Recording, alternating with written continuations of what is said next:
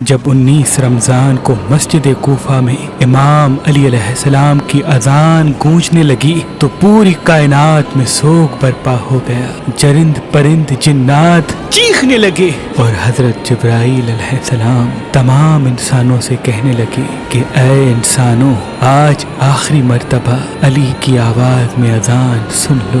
مولا علی علیہ السلام اذان دے کے مصلی عبادت پہ آئے، اللہ کی عبادت کر رہے تھے۔ جیسے ہی آپ نے سجدہ کیا تو عبد الرحمن ابن ملجم زہر سے ڈوبی ہوئی تلوار امام علی علیہ السلام کے سر پہ دے مارتا ہے۔ بس مسجد کوفہ میں قیامت برپا ہو گئی۔ تمام چاہنے والے سر پیٹنے لگے۔ امام علی علیہ السلام کا مصلی خون سے رنگین ہو گیا۔ آپ کے سر کا خون آپ کے چہرے اور داڑھی پہ آ لگا۔ کچھ چاہنے والے اس ملعون کو ڈھونڈنے لگے جس نے مولا علی کو ضرب ماری، تو کچھ مولا علی علیہ السلام کے سر کا خون صاف کرنے لگے۔ اتنی دیر میں امام علی علیہ السلام نے فرمایا، اے حسن، یہ نماز فجر کا وقت ہے، پہلے نماز مکمل کرواؤ، اس کے بعد مجھے دیکھنا۔ امام حسن علیہ السلام نے نماز پڑھائی اور مسجد میں موجود تمام مسلمانوں نے نماز پڑھی۔ جیسے ہی نماز ختم ہوئی تو عبد الرحمن ابن ملجم، جس نے مولا علی علیہ السلام کے سر پہ وار کیا تھا، اس کو پکڑ کے امام کی خدمت میں لایا گیا اور کچھ چاہنے والے شہد کا شربت بنا کے پاس لے کے آئے۔ جیسے ہی امام علی علیہ السلام نے اپنے قاتل کے چہرے پہ خوف دیکھا تو اپنے چاہنے والوں سے فرمانے لگے کہ اس شربت کی مجھے نہیں بلکہ میرے قاتل کو ضرورت ہے، یہ شربت اسے پلا دو، اور دیکھو اس نے مجھ پہ ایک وار کیا ہے، اس پہ بھی ایک ہی وار کرنا، اور اگر یہ زندہ بچ جائے تو اسے آزاد کر دینا۔ دیکھو اگر یہ اس وار سے مر جائے تو اس کے جسم کے اعضاء نہ کاٹنا، کیونکہ میں نے اللہ کے رسول سے سنا کہ اللہ کے نزدیک سب سے بدترین انسان وہ ہے جو مرے ہوئے انسان کے جسم کے حصے کاٹتا ہے۔ بس آپ یہ فرمانے لگے اور تمام چاہنے والے آپ کے عدل و انصاف کو دیکھ کے رونے لگے۔ پھر آپ فرماتے ہیں، حسن، حسین، عباس، چلو مجھے اپنے گھر لے کے چلو۔ آپ اپنے بیٹوں کے سہارے سے جیسے ہی گھر کے قریب پہنچتے ہیں تو فرماتے ہیں، عباس، سب چاہنے والوں کو کہو کہ واپس اپنے گھر چلے جائیں۔ تو کسی نے عرض کیا، یا امیر المومنین، یہ سب آپ کے چاہنے والے ہیں، اس حالت میں آپ کو کیسے چھوڑ کے چلے جائیں؟ امام علی علیہ السلام نے فرمایا، کیونکہ میرے ضربت کی خبر مجھ سے پہلے میرے گھر پہنچ چکی ہے اور میری بیٹیاں زور زور سے رو رہی ہے۔ میں نہیں چاہتا کہ میری بیٹیوں کا آواز میرے چاہنے والوں کے کانوں تک پہنچے۔ بس تمام چاہنے والے وہیں رک گئے اور امام علی علیہ السلام گھر تشریف لاتے ہیں۔ تمام بیبیاں روتی ہیں، امام علی علیہ السلام کو دیکھ کے فریاد بلند کرتی ہیں، اور امام علی علیہ السلام سب کو دلاسا دیتے ہیں کہ مجھ سے میرے بھائی اللہ کے رسول حضرت محمد مصطفیٰ صلی اللہ علیہ وآلہ وسلم پہلے ہی فرما چکے تھے کہ اے علی، میری امت تجھے رمضان کے مہینے میں مسجد میں ضرب مارے گی اور تیرے سر کے خون سے تیری داڑھی سرخ ہو جائے گی۔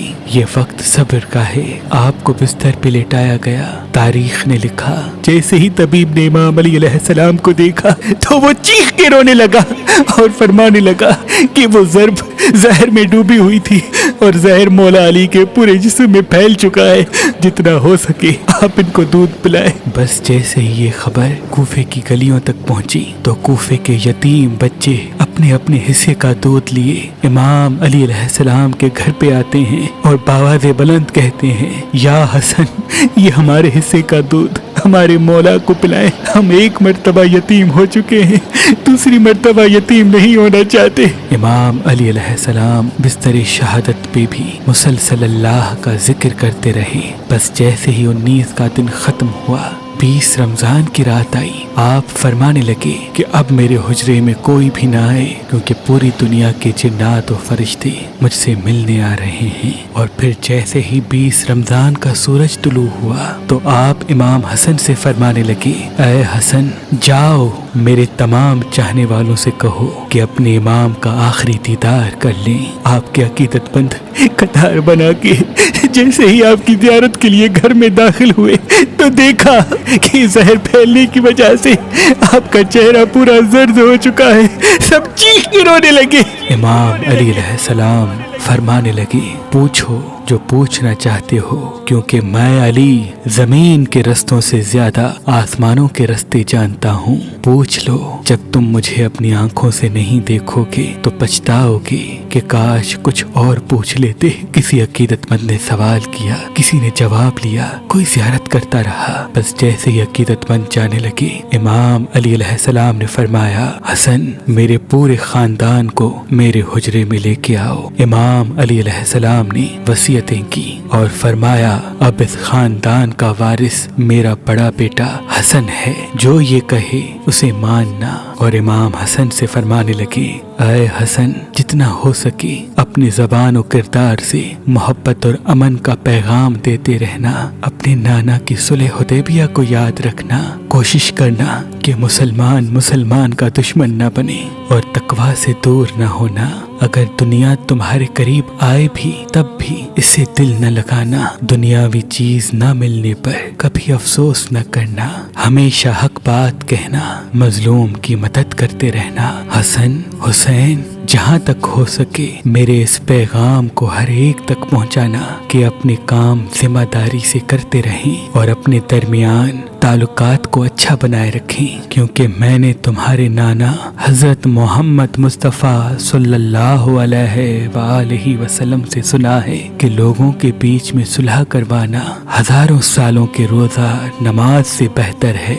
और यतीमों के बारे में अल्लाह से डरते रहना कि कभी वो भूखे न रहें और पड़ोस में रहने वालों का ख्याल रखना, क्योंकि अल्लाह के रसूल पड़ोसियों के बारे में बार बार इतनी नसीहत करते कि लोग समझने लगते कि शायद अल्लाह के महबूब उनको हमारा वारिस भी बनाने वाले हैं। और कुरान को समझने और उस पे अमल करने में देर न करना। ऐसा न हो कि दूसरे कुरान को समझ के तुम पे हुकूमत करने लगे। नमाज के बारे में अल्लाह से डरते रहना, क्योंकि वो तुम्हारे दीन का सुतून है। और अल्लाह के घर की हिफाजत करना, क्योंकि वो तुम्हारी पहचान है। अल्लाह से डरो। अपनी जान, माल और जबान के बारे में न किसी का माल गस्ब करो, न किसी को हाथों और जबान से तकलीफ दो। एक दूसरे की मदद करते रहना। और खबरदार, सब मुसलमान एक दूसरे से जुड़ के जीना, वरना तुम पे वो लोग मुसल्लत हो जाएंगे। अगर तुम फरियाद भी करोगे तब भी तुम्हारी आवाज सुनने वाला कोई न रहेगा। और सारे अब्दुल मुत्तलिब के बेटों को खबरदार कर दो कि अगर इस ज़र्ब से मेरी शहादत हो जाए तो मेरे कातिल को भी सिर्फ एक ही ज़र्ब मारना। अगर वो बच जाए तो उसे आज़ाद कर देना। अगर वो मर जाए तो उसके जिस्म की बेहुरमती न करना, उसके जिस्म के हिस्से न काटना। क्योंकि मैंने अल्लाह के रसूल से सुना कि ज़मीन का बदतरीन अमल ये है कि किसी मरे हुए के आज़ाए जिस्म काटे जाएं, चाहे वो पागल कुत्ता ही क्यों ना हो। हसन, मेरे जनाजे में किसी को शरीक न करना। पीछे से हसन और हुसैन तुम उठाना, आगे से जिब्राइल और मीकाइल उठाएंगे और उसको एक ऊँटनी पे रख देना। जहाँ वो ऊँटनी रुकेगी वहाँ मेरी कब्र बनी हुई होगी। और मेरी कब्र का किसी इंसान को न बताना, क्योंकि अल्लाह के दीन के दुश्मन ये चाहेंगे कि मेरी कब्र खोद के मेरे जिस्म की बेहुरमती करें। फिर आप हजरत अब्बास को देख के फरमाने लगे, ऐ अब्बास, तुमको मैंने करबला के लिए अल्लाह से मांगा है। आज से हुसैन तुम्हारा आका है, इनकी गुलाम बन के जीना। फिर इमाम हुसैन को देखा और रो के फरमाने लगे, ऐ हुसैन, तेरी शहादत की खबर तेरे नाना ने तेरी आमद के वक्त ही सुना दी थी। तुझे 3 दिन का भूखा प्यासा करके करबला के मैदान में शहीद किया जाएगा। तेरे बच्चों को, साथियों को बेदर्दी से मारा जाएगा। हुसैन, तेरी शहादत के बाद मेरी बेटियों को, तेरी बहनों को रस्सियों में कैद करके इसी कूफा और शाम में फिराया जाएगा। हुसैन, अल्लाह के दीन के लिए सब्र करना, और जब वक्त आखिर आए तो अपनी बहनों और बेटियों से नसीहत करना कि इस्लाम के लिए सब्र करते रहें और कदम कदम पे ये गवाही देते रहें कि अल्लाह के सिवा कोई इबादत के लायक नहीं और उनका नाना हजरत मोहम्मद मुस्तफ़ा सल्लल्लाहु अलैहि वसल्लम अल्लाह के रसूल हैं। बस इतनी देर में आप फरमाने लगे, सलाम या रसूल अल्लाह, سارا خاندان چیخ کے رونے لگا اور کہنے لگا اے ہمارے مولا، کیا ہمارے درمیان اللہ کے رسول موجود ہیں؟ امام علی علیہ السلام نے مسکرا کے فرمایا، ہاں، اللہ کے محبوب اور تمہاری ماں فاطمۃ الزہرا سلام اللہ علیہا مجھے لینے آئے ہیں۔ بس پورا گھر زار و قطار رونے لگا اور یوں امام علی علیہ السلام نے اپنی آنکھیں بند کر لی۔ آپ کی وصیت پہ عمل کرتے ہوئے آپ کے جنازے میں کسی کو بھی شریک نہیں کیا گیا۔ پیچھے سے حسن و حسین نے اٹھایا تو آگے سے وہ جنازہ خود بخود اٹھنے لگا اور ایک نورانی اونٹنی ظاہر ہوئی، جنازے کو اس پر رکھا اور وہ کوفے سے باہر چلتی گئی۔ ایک ویران جگہ پہ جا رکی جہاں ایک چمکدار پتھر تھا۔ جیسے ہی امام حسن حسین نے اس پتھر کو ہٹایا تو اس پتھر کے نیچے ایک قبر بنی ہوئی تھی اور اس پہ لکھا ہوا تھا کہ یہ قبر اللہ کے نبی نوح نجی اللہ نے بنائی ہے، اللہ کے ولی علی ابن ابی طالب علیہ السلام کے لیے۔ علی ابن ابی سلام ہو اللہ کے ولی